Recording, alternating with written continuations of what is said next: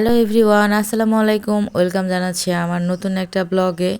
ব্লগটা গতকালকে আমি রেখেছিলাম মানে ভিডিও করে রেখেছিলাম। আজকে রমজানের তো প্রথম দিন, আজকে আমি ভয়েস দিচ্ছি।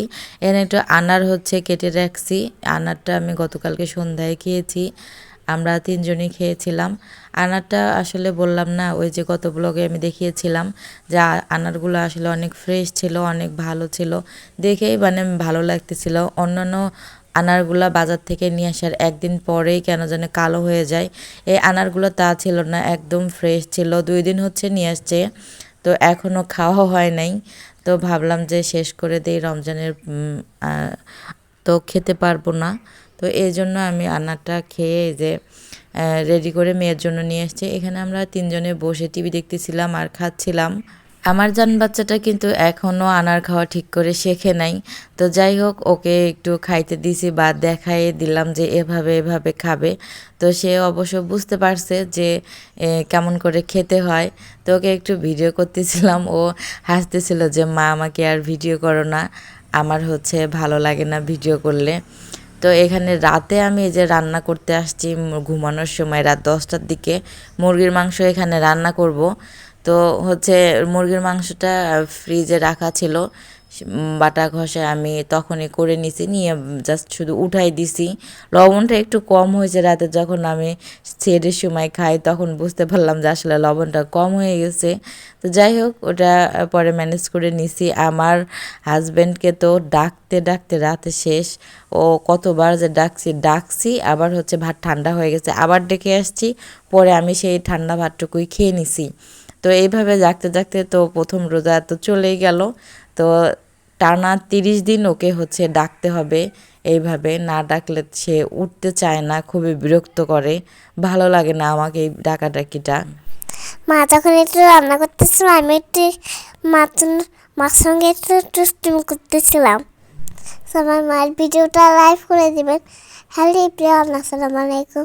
যাই হোক, আমি যখন ভয়েস দিচ্ছিলাম আমার মেয়েটা, সে নাকি ভয়েস দেবে, তো তার জন্য ওকে একটু ভয়েস দিতে দিলাম। আর সে দেখেন আমার সঙ্গে দুষ্টুমি করতেছিল। তো যাই হোক, রাতটা ওইভাবে পার করে সকালবেলা আসছি আমি 9টার দিকে ছোলা বুট ভিজাইতে। আর রাতে আমার শেষ রাতে ভিজানোর কথা মনে ছিল না, তো এই জন্য সকালবেলা ছোলা বুট ভিজাইতে আসছি। এই তো আমার রমজান আসলে এই কাজটা খুবই হয়, যেন ছোলা বুট ভিজাইতে আমি অনেক ভুলে যাই। বেশি করে ভিজাইলে হয় কি 2 দিন খাওয়া যায়, কিন্তু আপনাদের ভাইয়া না মানে বাসি জিনিস আসলে খেতে চায় না। তো এই জন্য আমি টাটকা টাটকায় বানাই দিয়ে জাস্ট 2 মুঠো এখানে ভিজাই দিছি, যেন আজকের দিনটা চলে যায়।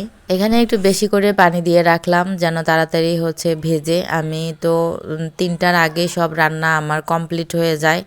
আর আমার কিন্তু রোজার প্রস্তুতি একটুও হয় নাই, সবাই কাজ করে ফেলছে। সবাই দেখলাম প্রায় 10 দিন আগে থেকে রোজার বাটা ঘষা এগুলো করে রাখছে। আমি সত্যিই কোনো কাজ করতে পারি নাই, আমার ভালো লাগেনি কাজ করতে, এই জন্য কাজগুলো করতে পারি নাই। তবে এখন বুঝতেছি যে একটু একটু কাজগুলো করে রাখলে আসলে অনেক ভালো হইতো।